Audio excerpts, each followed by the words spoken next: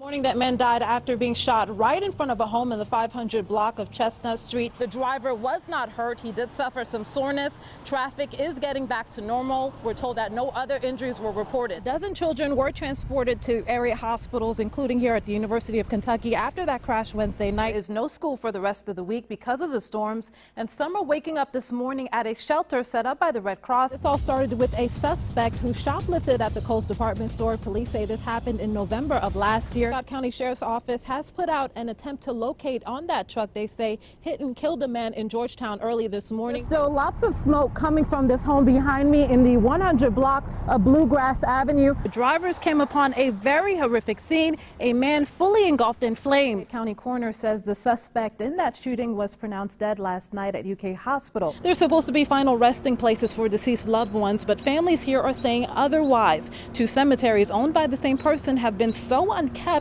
that has forced the town's trustee to get involved. That driver is in critical condition after crashing into this building just behind me. You can see the damage left behind. There is a big gaping hole in this building right now. Well, this is definitely not the way folks planned on spending their 4th of July holiday, by cleaning up debris and trees knocked down just like this one. And you can still see some hot spots and flames burning. You can see it for miles as you head out of town.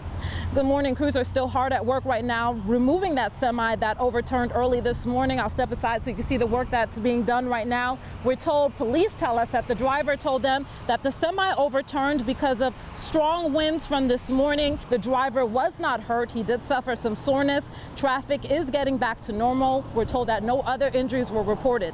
Reporting live in Lexington, Fadia Patterson, ABC 36 News.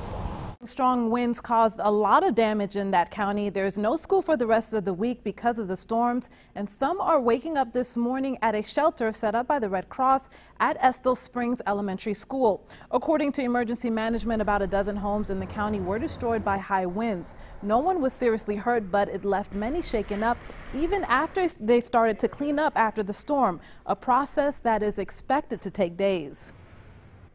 I don't think it's hit me just yet. But I'm thankful everything's good. We're living. We're alive. We have no idea whether it was a tornado at this point. At this point, it really doesn't matter. We have a lot of damage. You can help those impacted by the storm by dropping off donations starting this morning at 10 at the Christian Worship Center on Broadway. Toiletries, cleaning supplies, snack foods, and bottled water are needed. Clothes are not needed. More details are available on our website at WTVQ.com. Reporting live in studio, Fadia Patterson, ABC 36 News. Grief, heartache, loss, it's all there. Those are the emotions David Warner battles daily since a DUI driver slammed into his world back in 2004. Warner, his wife, and 6-year-old grandson Branson Warner Cummins were en route to Frankfort on U.S. Highway 127 when Joseph Paul Shreve's vehicle hit their car. Warner says he escaped without injury, but his wife suffered multiple injuries and survived. However, their grandson Branson did not. I knew it was bad. Death has its own look. In 2009, Shreve was sentenced to 20 years for second-degree manslaughter. Recent drunk driving statistics from Mothers Against Drunk Driving show a 12% increase in DUI-related deaths from last year. In Kentucky this year, there have been 192 drunk driving fatalities, over 4,500 alcohol-related crashes, more than 17,000 DUI arrests, and over 24,000 DUI convictions. Think before you drink. On the year Branson would have graduated high school, his grandfather continues to honor his memory with a moving billboard wrapped around his own vehicle and a simple message for those getting behind the wheel while under the influence of alcohol. It's one of those things that everybody loses, nobody wins. Reporting in Lexington, Fadia Patterson, ABC 36 News. Good morning. This is a very busy intersection here in Lexington, and Wednesday during rush hour, drivers came upon a very horrific scene, a man fully engulfed in flames. One of those drivers, Chris Fryman, captured it all on video. We do have that video and have to warn you, it is very graphic. Take a look at these terrifying images. You're seeing what passerbys thought was a scene from a horror movie, only it was all too real. Is he okay? Police say a man covered himself in gasoline, then set himself on fire in the middle of Richmond Road after an argument with his significant other. Cover him up! Gosh, cover him up! It was very hard to process initially. Major Joe Madden, an off-duty firefighter at a nearby traffic light, witnessed the incident. And the next thing I know, he was completely engulfed in flames. Without any of his equipment, the firefighter rushed to help the man on fire. When you're responding, you know to kind of just do your business, because that's what we do. 21 years on the job, and Madden says he's never seen anything like this. With only a coat to smother the fire, Madden, along with several others, came to the man's rescue, putting out the fire within minutes. For those involved, time seemingly slowed down. There's nothing that had prepared me for something like that, but I think that you know you have to act, and there were other people there that acted just as courageously as anything that people might have thought I would have done or did. Without their help, Madden says the man would have likely died at the scene. I just felt like I did what I needed to do to intervene in that guy's life at that moment in time to help him out in the best way I can.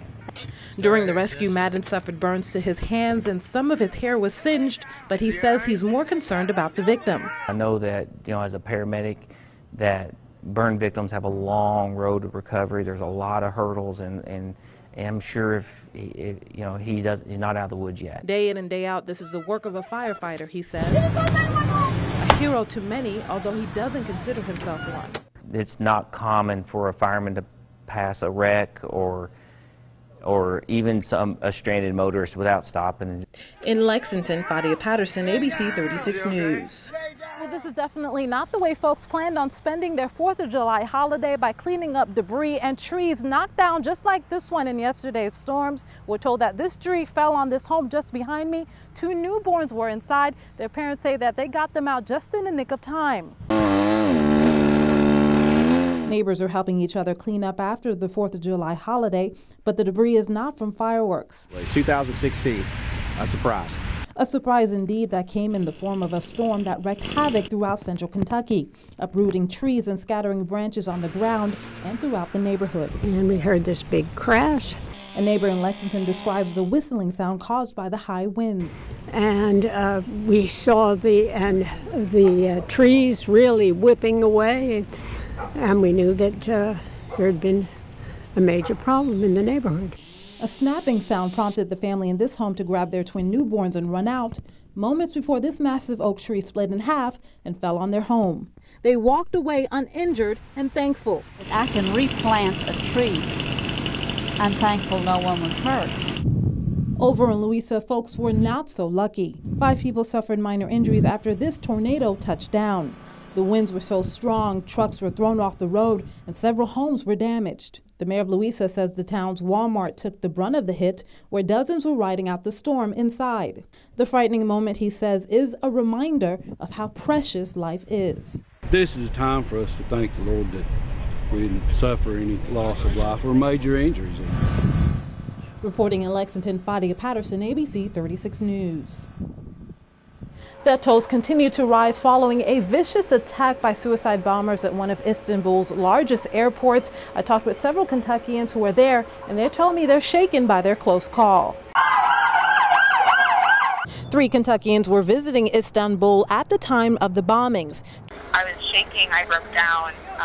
It was just devastating. Just 2 hours before the attack, Allison Duvall and her mom were boarding a flight at the Ataturk airport. It could have been me.